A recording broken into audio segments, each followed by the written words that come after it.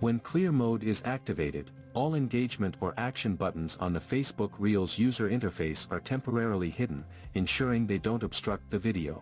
Let's see how to use clear mode. To begin, open the Facebook app on your phone. Next, tap on the Reels tab located at the top of the screen. Swipe up to scroll through the feed, and find the video you want to watch. Next, tap the three dots located below the action buttons.